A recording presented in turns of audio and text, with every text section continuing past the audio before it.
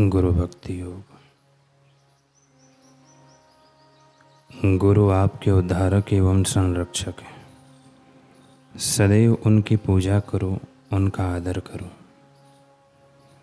गुरु का चरणामृत शिष्य की तृष्णा शांत कर सकता है। गुरु के चरणामृत से संसार सागर सूख जाता है और मनुष्य आवश्यक आत्म संपत्ति प्राप्त कर सकता है।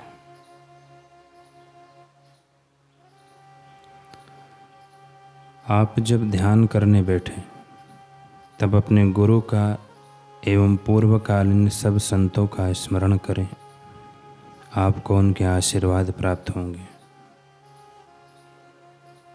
महात्माओं के ज्ञान के शब्द सुने और उनका अनुसरण करें।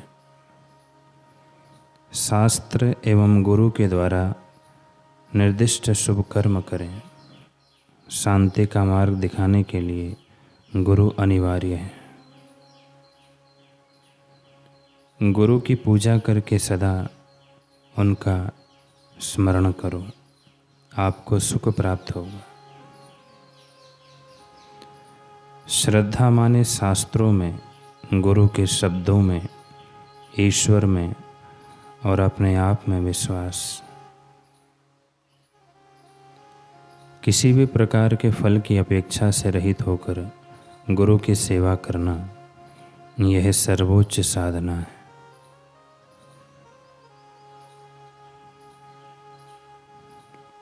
श्रवण माने गुरु के चरण कमलों में बैठकर वेद का श्रवण करना।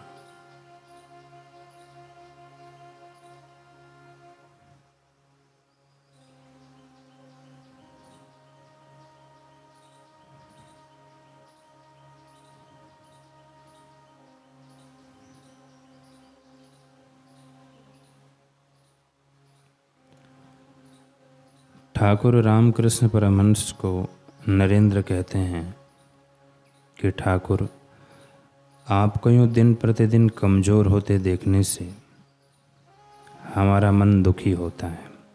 इसलिए दया कर हमारे लिए, हमारी खुशी के लिए थोड़ा सा भोजन कर लीजिए।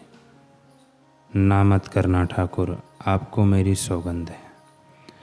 ठाकुर ने अब एक शब्द भी और कहना उचित नहीं समझा। चुपचाप सीधे सयाने बच्चे की तरह दलिए का पात्र उठाया और मुंह को लगा लिया। एक घूंट भरी, फिर दूसरी। नरेंद्र को लगा जैसे उसके सारे मनोरथ पूरे हो गए, जैसे ठाकुर ने नहीं, उसके जन्मों की भूखी आत्मा ने कुछ खाया हो। वह टकटकी लगाकर ठाकुर और पात्र को देखता रहा। ठाकुर उस दूसरी घूंट भर चुके थे, लेकिन यह क्या, तीसरी घूंट ना भर पाए। उससे पहले ही भयंकर खांसी का प्रकोप हुआ। ऐसी खांसी जो अपने साथ वो 2 घूंट दलिया तो बाहर लाई ही, साथ ही खून की धाराएं भी खींच लाई। लाटू ने दौड़कर तौलिया ठाकुर के मुंह पर लगा दिया। ठाकुर खांसते रहे और उल्टी करते रहे और नरेंद्र उसकी दशा तो ऐसी हुई मानो किसी ने एक झटके में शरीर के रोम रोम से जान ही खींच ली हो। स्वयं को संभाल ना पाए। बालक की तरह नरेंद्र फूट फूट कर रो पड़े। इस रुदन की आवाज़ को दबाने की भी उसने कोई कोशिश नहीं की। बेधड़क रोया, बिना किसी परवाह के रोया। उसके रोने को, उसके दर्द को वही प्रेमी दिल समझ सकते हैं जो शिष्यत्व के साँझे में ढले हैं। शिष्यत्व के सांचे में ढले हैं, वही जान सकते हैं उस दिन नरेंद्र पर क्या गुजरी होगी। उसके आंसू क्या कह रहे थे कि कैसे बताऊं तुमको कि तुम मेरे लिए क्या हो। मेरा जीवन, मेरे सब कुछ, तुम मेरे खुदा हो। तेरी एक तकलीफ पर दिल जार जार रोता है। गुजरता है तू जब किसी दर्द से, मेरा जख्म दिल हरा होता है। कैसे कहूँ तुझसे कि तेरे दर्द को देख मैं किस तरह जीता हूँ। होठों पे होती है हंसी, पर तेरे दर्द को सांसें बना लेता हूँ। तुझे बेशक ना हो प्यार खुद अपनी ही सत्ता से, पर तेरे ही नूर से रोशन में सारी कायनात देखता हूँ।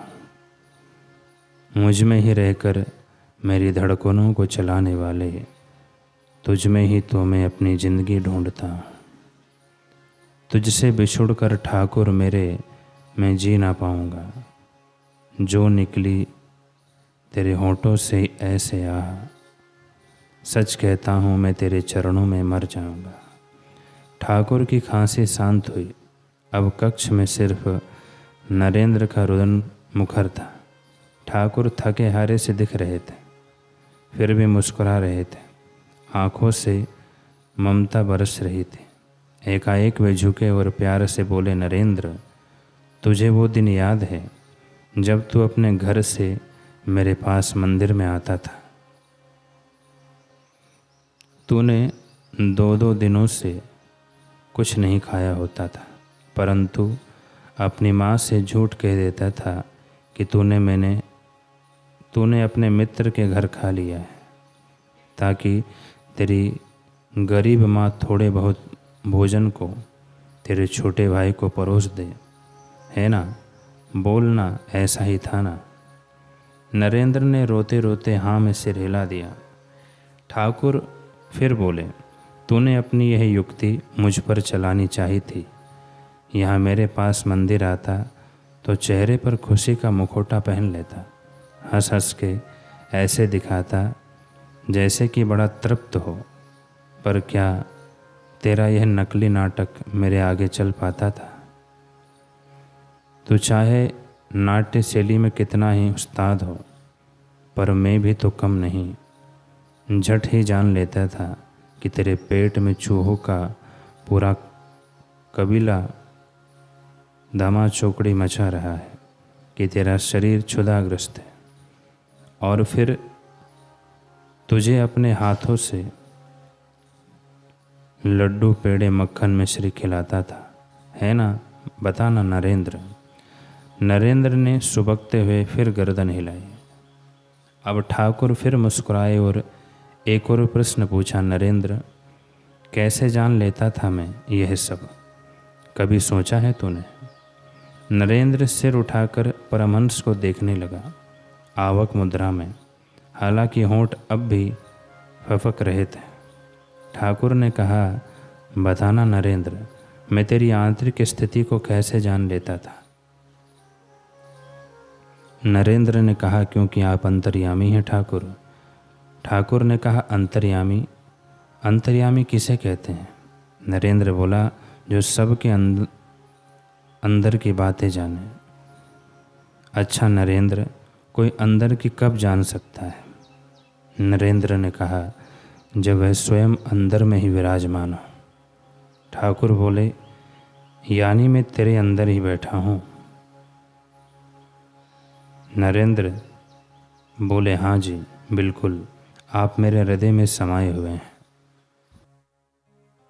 ठाकुर ने कहा, तेरे भीतर में समाकर मैं तेरी हर बात जान लेता हूँ, हर दुख दर्द पहचान लेता हूँ, तेरी भूख का एहसास कर लेता हूँ, तो क्या तेरी तृप्ति मुझ तक नहीं पहुँचती होगी?